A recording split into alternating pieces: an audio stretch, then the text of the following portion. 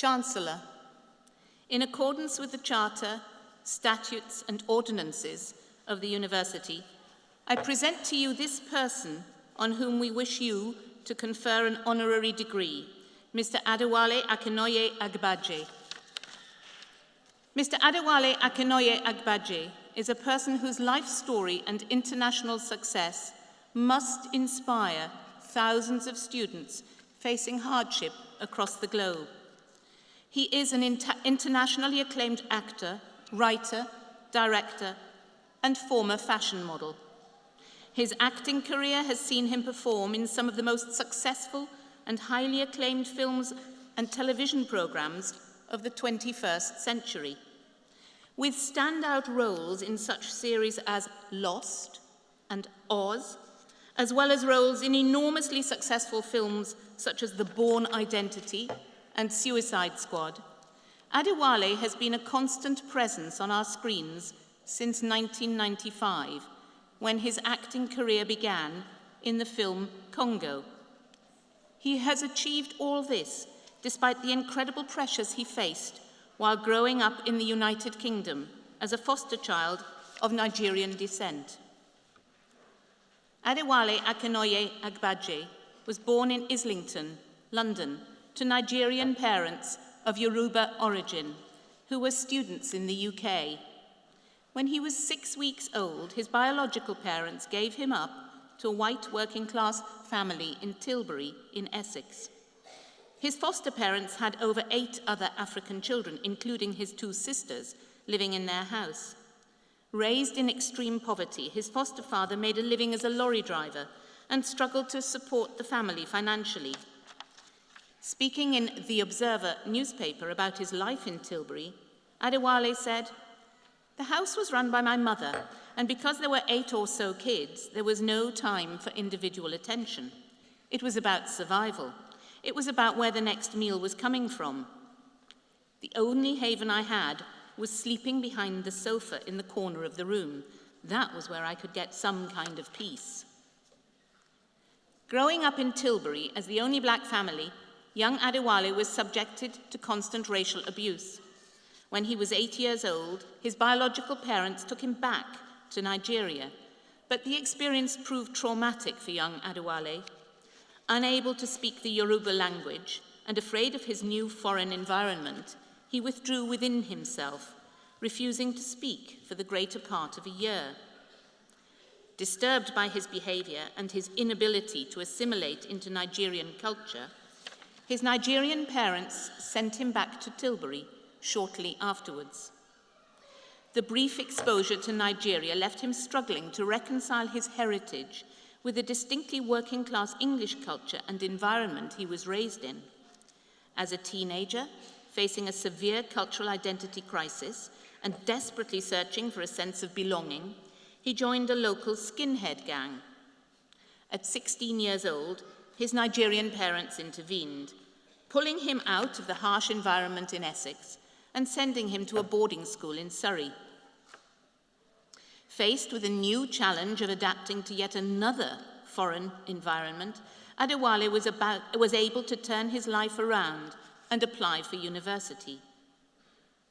Adewale's affinity for academic studies soon came through, and he went on to earn a bachelor's in law from the University of London International Programmes, and then a master's in law from King's College London.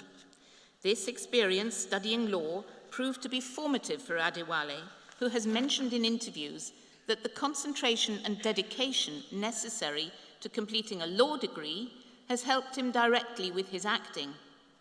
Learning lines, as well as analysing and breaking down characters, apparently comes a lot easier after spending years revising for law exams. While a university student, to subsidise his education, Adewale worked part-time in a clothes shop, where he was introduced to the world of modelling. He soon established a career in fashion, becoming one of Europe's top male supermodels. During his modelling career, he appeared in a number of iconic music videos with artists such as the Pet Shop Boys, Mary J. Blige, and En Vogue. This exposure to filmmaking eventually led him to Hollywood, where he began his acting career with a 1995 role as Kahiga in the film adaptation of Michael Crichton's best-selling novel, Congo. Speaking to The Observer about his first foray into acting, Adewale said, "I realized that the sum total of my life added up to this. My rough upbringing, because when they said action, I had plenty, and the analytical focus and determination of legal study. You need all of that to be an actor. It was the perfect synthesis." Since his first role in 1995, Adewale's acting career has soared. Some of his best-known roles have been in television, including his role as the convict Simon Adebisi in the 1990s HBO prison series Oz, for which he received 2 NAACP nominations for Outstanding Lead Actor. He has also appeared as Mr. Echo in Lost, ABC's Golden Globe Award-winning series, which at its peak drew over 15 million viewers in the United States alone. In 2006, Adewale, along with the rest of the ensemble cast of Lost, were awarded the Golden Globe for Outstanding Performance by an Ensemble Cast in a Drama Series, as well as a Screen Actors Guild Award for the same category. Adewale has also recently been featured in HBO's massively popular, award-winning program Game of Thrones as Malco. Throughout his career, Adewale has appeared in many famous high-grossing films, including The Bourne Identity, in which he played Wombozi, a deposed African dictator, Hitu, the police officer in Ace Ventura, When Nature Calls, Loch Na in The Mummy Returns, Heavy Duty in G.I. Joe, The Rise of Cobra, Atticus in Pompeii, Dave Dewson in Concussion, and Virgil Brooks in the Oscar-nominated film Trumbo. Most recently, in 2016, Adewale starred as Killer Croc in Suicide Squad, alongside Will Smith, Margot Robbie, and Jared Leto. The film grossed over $745 million worldwide and became the 10th highest grossing film of that year. The makeup team responsible for Adewale's phenomenal transformation into Killer Croc was this year awarded an Oscar.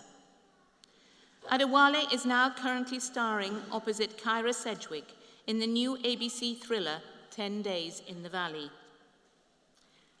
Although Adewale is known for playing morally questionable characters, he says that his deep Buddhist faith keeps him grounded and allows him to find the goodness and purity about those he plays. As he has said, life is not black and white, it's grey. People have good elements about them and bad elements. The key is to have more good than bad and to be able to transform those bad things into good. Adewale's story is one of exceptional success in the face of adversity. To have met with the difficulties he has had whilst growing up and to have come through them to international acclaim attests to a positive and determined character that could be an inspiration to many. Chancellor, it is with great pleasure that I ask you to confer the degree of Doctor of Literature, Honoris Causa, on Adewale Akinnuoye-Agbaje.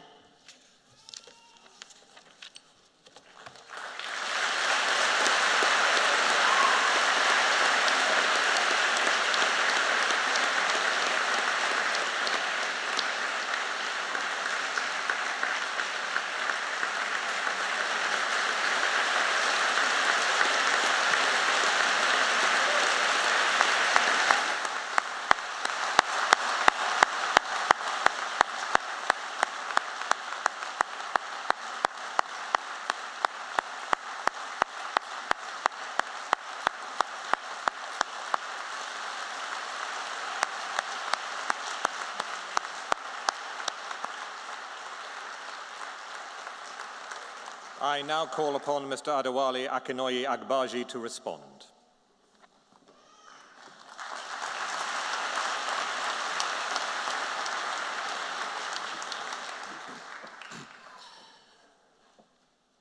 Your Royal Highness and Chancellor Vice-Chancellor, Pro Vice-Chancellor, graduates, ladies and gentlemen, it is with great joy and heartfelt gratitude that I humbly accept this prestigious honorary doctorate. You have graciously placed me in the company of many great men and women who have received this honor before me. I'm truly humbled to be included among them. My journey to this podium has been a miraculous one fraught with difficulties and obstacles. As a little boy in Tilbury, never in my wildest dreams could I have imagined such an honor being bestowed upon me. And as a young black boy growing up in England, I never felt I belonged or had a place. But today, you have given me that place.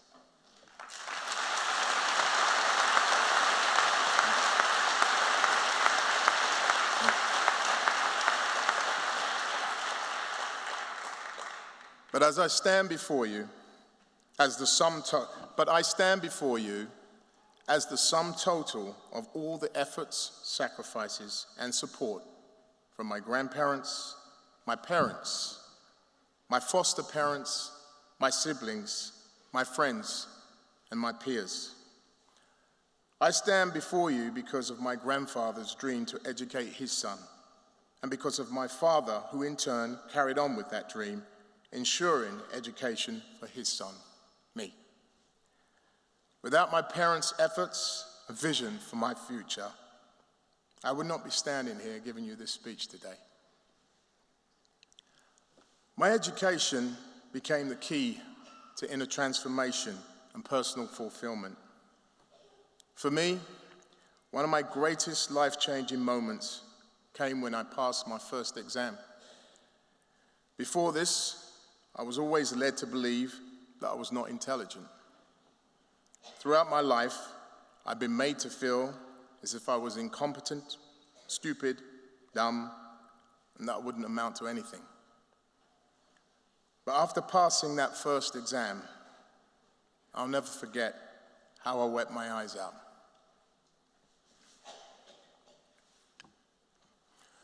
I only had a pass, but for me, it was like being an A student. This academic achievement left, as you can see, an indelible impact on me. For the first time in my life, I realized I could achieve something by myself. I could see that if I applied myself with determination, dedication, and focus, I could succeed. This became the formula I used for my life, the roadmap I would follow. I knew then that I would never fall backwards, and nobody could tell me yes or no. It empowered me, and that is when I knew I had the potential in me to achieve anything I wanted.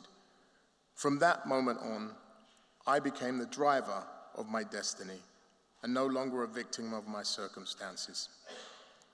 It was this formula that enabled me to excel in academia, and is the same one I apply to all aspects of my life. I knew that I had found my winning formula. I still think fondly of the hours and sometimes days I spent in the Senate House poring over case law. One day I was so engrossed in my studies, I actually fell asleep on my books and got locked in the library and slept there the entire night. It was not so much my desire to win, but my fear of failure that propelled me beyond the limits of what I thought was capable. And my realization that there was no greater joy than to study within an institution that encourages, supports, and celebrates those that earnestly apply themselves. My love of education, found at the University of London, changed my life forever. All of you here now will become a part of this university's great history and join a community of alumni of some of the greatest minds in the world. Each of us have had our own unique journey that has brought us together in this room today. Some of you may have come from difficult backgrounds, others less.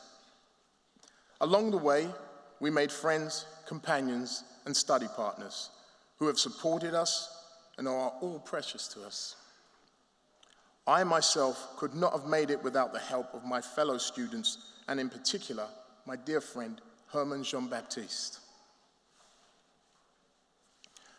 Whatever the path that led you here, I encourage you to recognize the precious opportunity your education has given you to enrich and empower your life. Because it is truly a gift to be young and dedicated to nothing but your academic studies in the sanctity of the university walls. I sincerely urge you not to take it for granted, but to use your time here succeeding to build an invincible foundation for your future. I hope you all can truly enjoy and fully immerse yourselves with hope and abandon in the next phase of your lives. You will reap what you sow. That is the way of things. There are no quick fixes or fast cuts to anything worthwhile in this life. Instead, I have found that true joy comes from the struggle and challenges one faces in pursuit of a goal or a dream. So take your roadmaps and your winning formulas with you and pursue your dreams without fear, knowing that anything is possible with a determined mind. I feel truly honored to be part of this ceremony with all of you today and to be sharing this momentous occasion. To all those who feel displaced, unwanted, or unworthy, I hope today's proceedings will inspire you to see that education as a beacon of hope and value it as a priority, despite the distractions of a modern culture. But from the bottom of my heart, I thank you. I offer a sincere thank you to the University of London. Thank you, Chancellor. Thank you, Dr. Mary Stiasny. And my deepest heartfelt thanks to everyone who has been a part of my journey. Thank you.